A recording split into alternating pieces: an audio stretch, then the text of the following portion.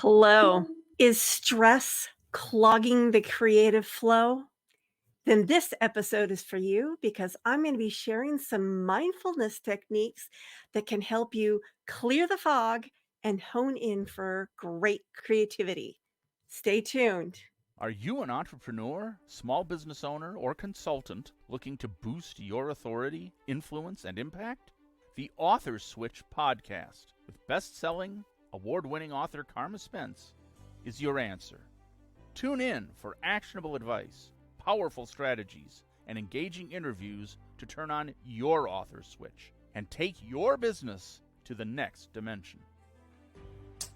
The Author Switch. Hello, and welcome to the Author Switch podcast. My name is Carma Spence, and I help entrepreneurs write a lead or client attracting book in 90 days or less. Now, one thing I hear a lot of people express, especially these days, and especially since COVID, is that stress, it could be good stress, it could be bad stress, clutters up their creativity. It gives them brain fog or makes them distractible more than usual. Well, I have 3 mindfulness techniques that I'm going to share with you today that can help clear the fog, let it stay outside and outside of your brain, and help you tap into your creativity with clarity and focus. How does that sound? Sound good? Let's get to it. So, first, let's get on the same page about what mindfulness is. I mean, some people just like, yeah, duh, what else is it? But I want to make sure that we're all on the same page. And mindfulness is being fully present in the moment. That is not something I'm good at because I have ADD and I'm usually paying attention to 10 million things all at the same time, which makes it very hard to be fully present. And, I suspect that a lot of authors have ADD or ADD like symptoms. So staying mindful and present in the moment can be a challenge. That's why these exercises exist. They help give you structure and a way to tap into your mind's natural ability to be mindful. Yeah. So, cultivating mindfulness helps you observe your thoughts and your feelings and the sensations that are coming through your body in the given moment. And that helps ground you in the current moment. This practice is rooted in Buddhist meditation, but it really is an agnostic practice. You don't have to be a Buddhist or anything else to practice mindfulness techniques. In fact, they are often being incorporated into modern day psychology. So, here we go. Research has shown that mindfulness can reduce stress and anxiety. So, it's a really good practice to practice. So, the first technique I'm going to talk about is guided visualization for creative clarity. When you engage in a guided visualization, usually it's like a recording, but you can also guide yourself if you already know how you want to guide yourself. And basically, it's like you guide yourself through a visualization exercise that takes you into that mindfulness space. So, here's a basic structure of a guided visualization. First, preparation. That is, find a quiet, comfortable space where you won't be disturbed because getting disturbed in the middle of your visualization derails it and you have to start over. So, that's the first thing. Find a quiet, comfortable place where you won't be disturbed. Step 2, relax. That's usually why if you've ever listened to guided visualizations, they almost always start with breathing. And that is to get your body into a more relaxed state because, interestingly enough, regardless of how you're feeling, if you change the way you're breathing, you'll change the way you're feeling. So when you breathe deeply, calmly, and slowly, your body calms down. If you start breathing fast, guess what? You get stressed. Your body it's like your mind taps into what's going on in your body and then converts it into an emotion, which, by the way, is actually true because I'm reading a book about that. And we construct our emotions by using what we're experiencing in our environment and in our body, and we construct the emotion, which is why sometimes you can have an emotion that turns out wasn't the right emotion for the context. Interesting story.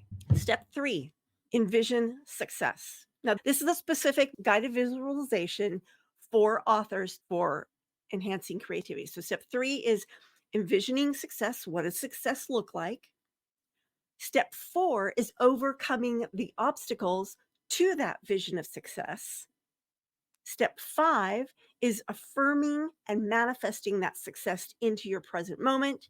And then step 6 is returning to reality. So, to kind of help you experience that, I am going to now guide you through a visualization. So, hopefully, you are already in a quiet, comfortable space. If you are not, and you're listening to this recording, pause it, go find that space, then turn it back on. Here we go. First thing is get into a comfortable position. A good way to do it is shoulders, roll your shoulders, get them back and down, sit up straight, put your feet firmly planted on the floor. This is a very good grounding pose. And then let's take some breaths to get our bodies relaxed. Breathe in for 3, breathe out for 4. Here we go.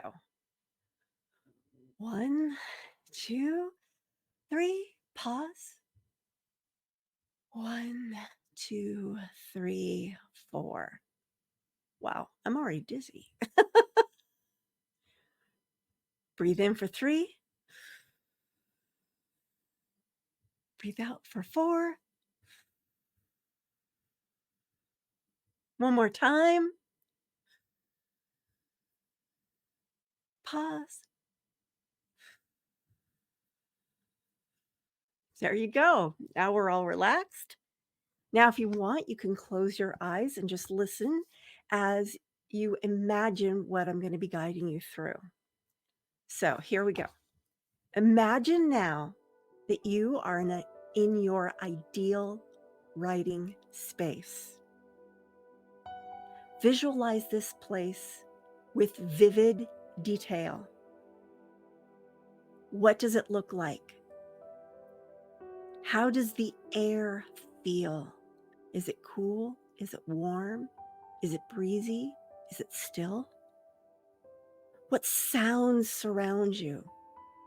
Do you hear the lapping of the ocean, the gurgling of a stream, the wind through the trees? What are you hearing? This is your sanctuary for creativity.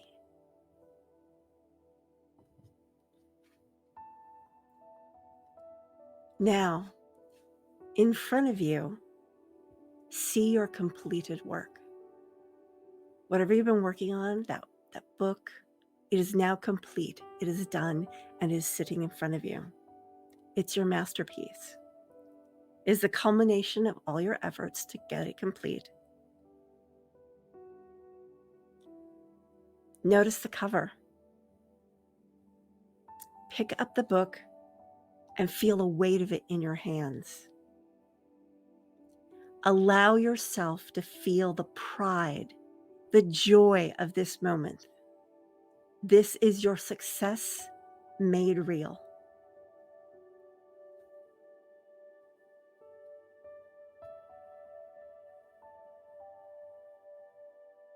Now let's journey back to the present moment. You're facing a challenge in your writing. There's an obstacle that at the moment may seem insurmountable. See this challenge clearly. It may be an issue with the content. It may be a fear of judgment, a sense that you're an imposter and maybe you shouldn't be writing this in the first place. What is that challenge? Get very clear on it. Because now we're going to overcome it. As you see this obstacle before you, a light begins to shine on it. It illuminates the problem and how to fix it.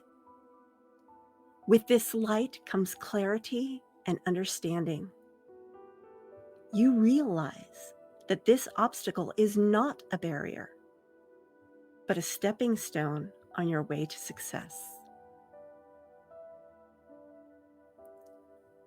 Take another deep breath in, and as you exhale, visualize yourself overcoming this challenge. You find the words, the solution. Your creativity flows freely. You see yourself moving past this obstacle with ease. Your writing is flourishing. Perhaps the light makes the obstacle fade away into mist, and you walk right through it to the other side. With each breath, feel your confidence growing. You are capable. You are talented. You are unstoppable. Now repeat to yourself, silently or aloud, I am a successful author. I overcome challenges with ease.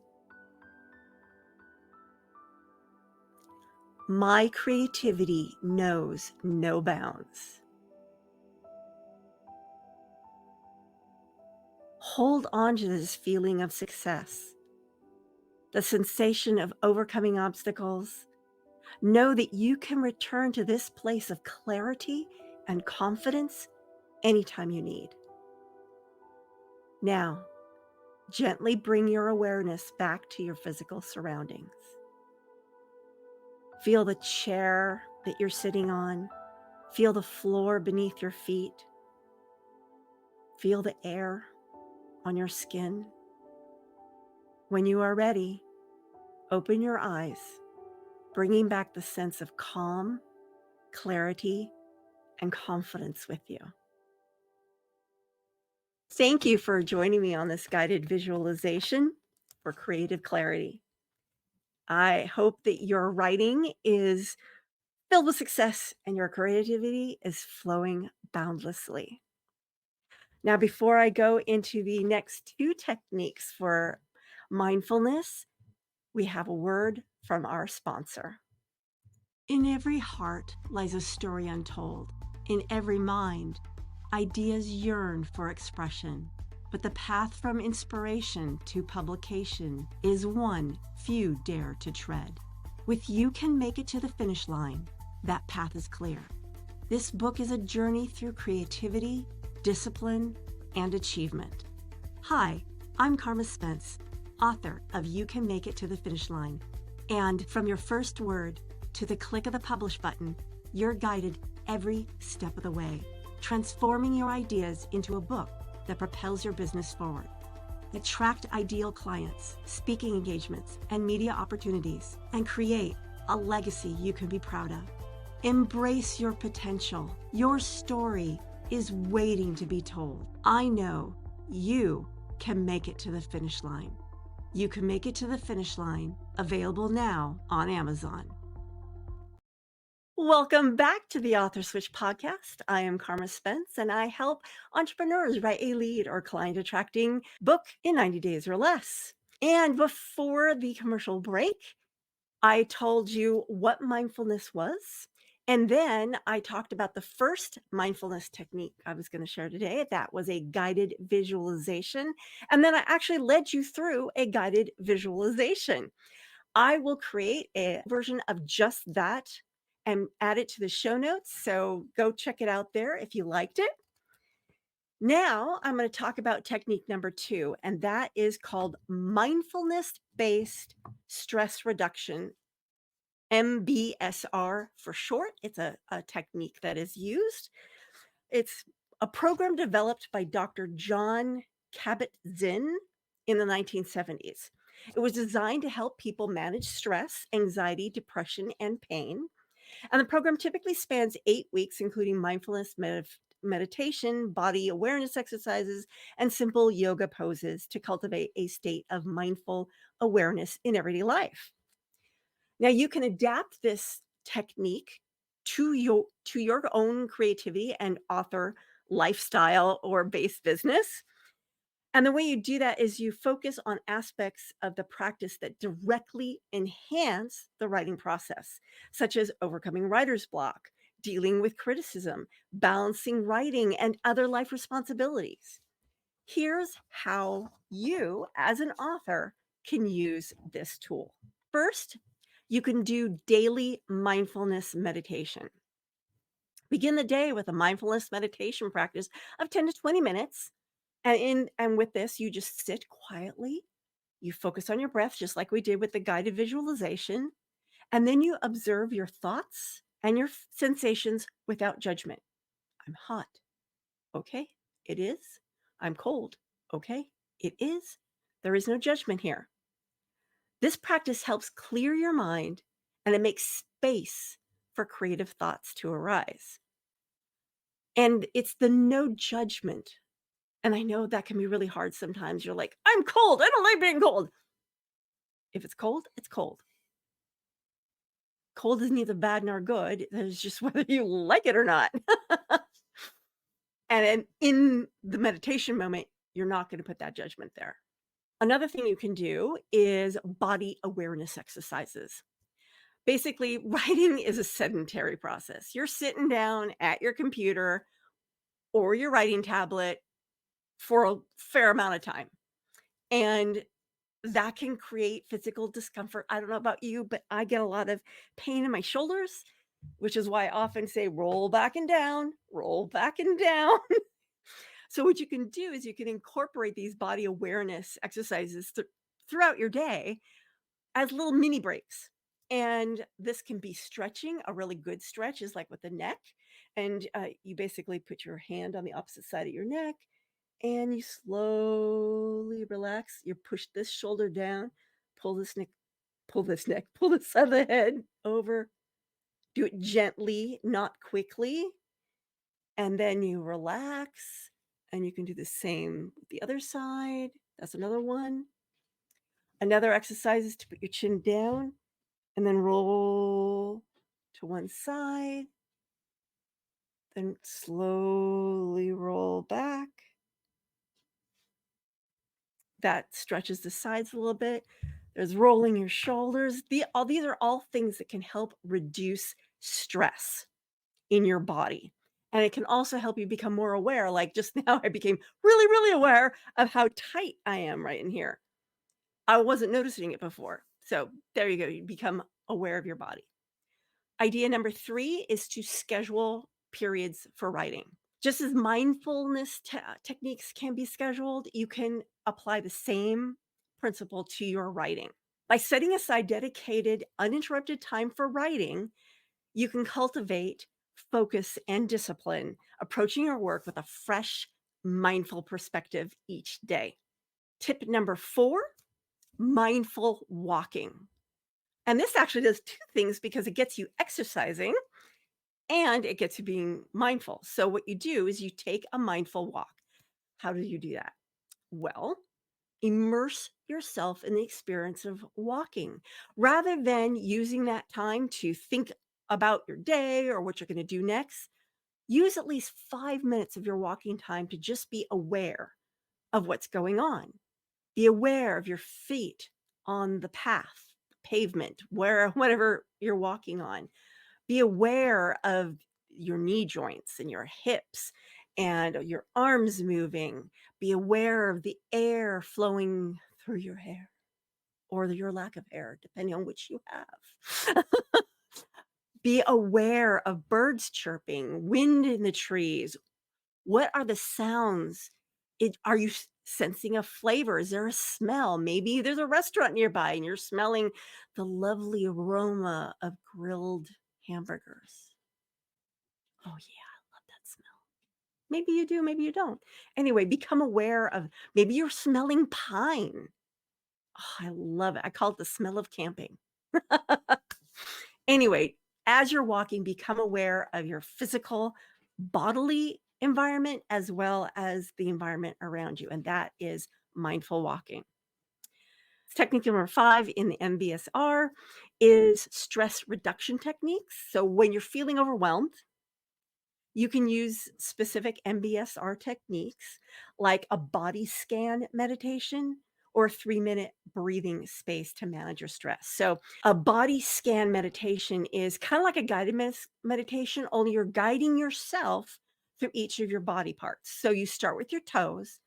What are your toes feeling? What are your feet, your ankle, your shins, your knees, your thighs, your hips, your waist, your torso, your shoulders, your elbows, your wrists, your fingers, your neck, your face, your head, your ears.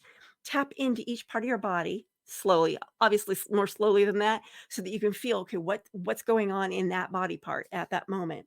And that's just, you do that quick scan, it kind of it helps you become more mindful of what's going on in your body. And of course, a 3-minute breathing space is you literally put on a timer for 3 minutes. You can put it on your phone, or if you've got a little timer with a chicken on it, you can use that too.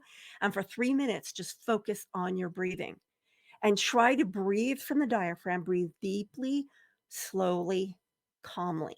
That reduces the stress in your body.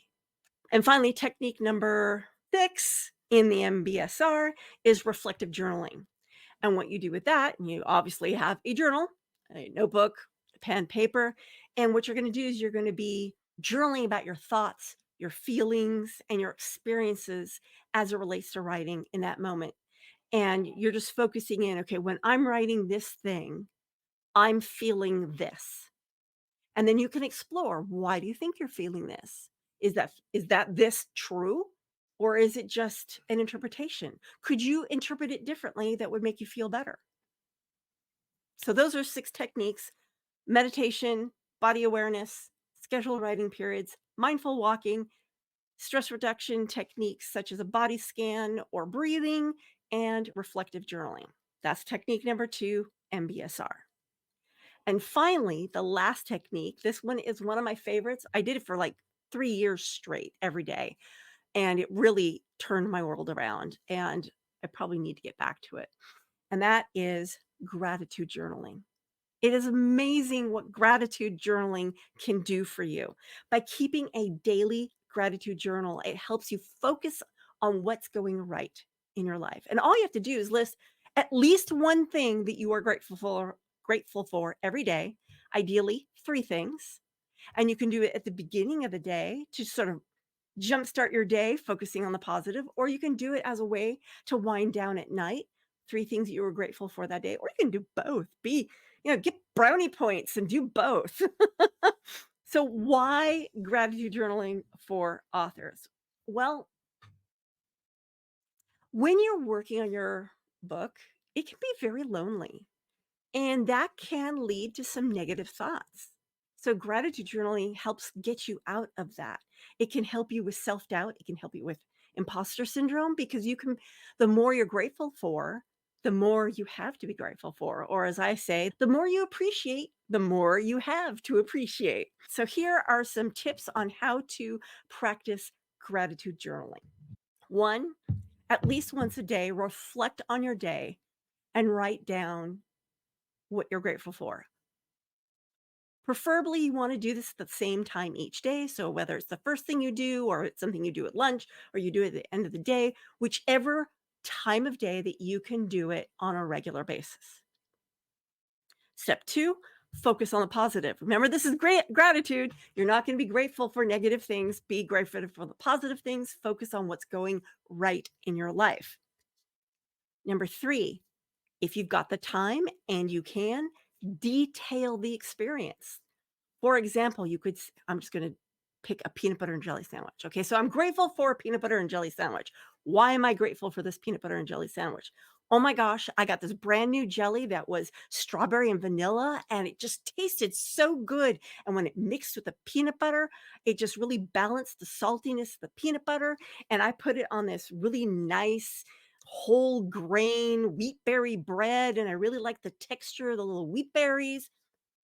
I just made that up. I did not have a peanut butter sandwich today, but that's something I could write if I were detailing why I'm so grateful for it. So, whatever it is, detail the experience so that you can relive that positive experience. And what that does, because your subconscious doesn't know the difference between what's real and what's imagined. So by living that positive experience again, you're literally living it again, thus releasing endorphins and happy chemicals into your body, which can help pull you through the next hour or so.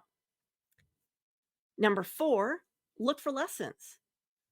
You're really grateful for this thing. What could you learn from that? There might be, I mean, there's not always a lesson. I mean, what can I learn from having a great peanut butter jelly sandwich? That I really like strawberry vanilla jam, you know. But if you're grateful for, say, you had a great client call today, and what did you do right in that call that made that call so worthy of gratitude? Then you can apply it to future client calls. And step number 5, celebrate progress. As you do gratitude journaling, you're going to notice, gee, it's getting easier. Celebrate that milestone. Yay! Celebrate, celebrate.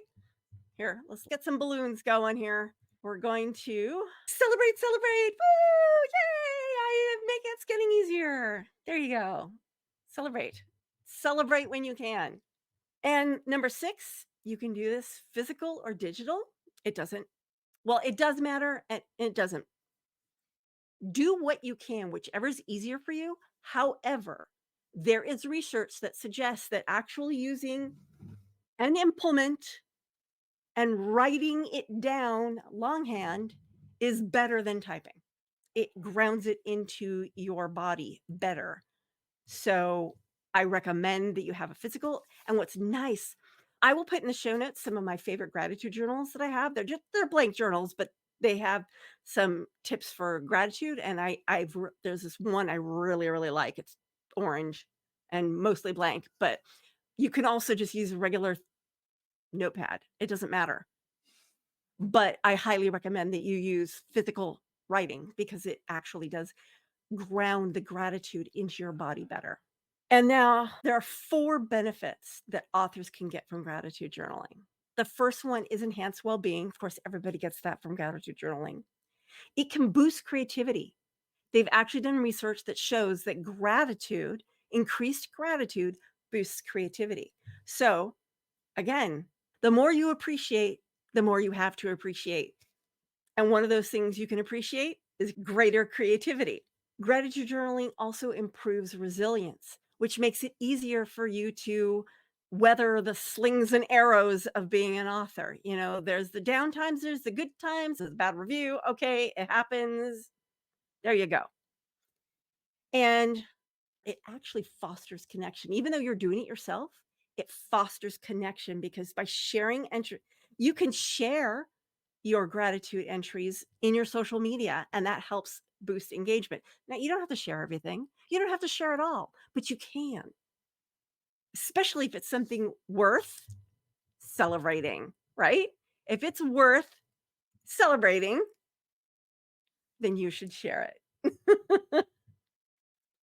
So there you go. By incorporating gratitude journaling into your daily life, you can make yourself more resilient and more creative. So I hope that you found these 3 mindfulness techniques helpful. I hope you give them a try.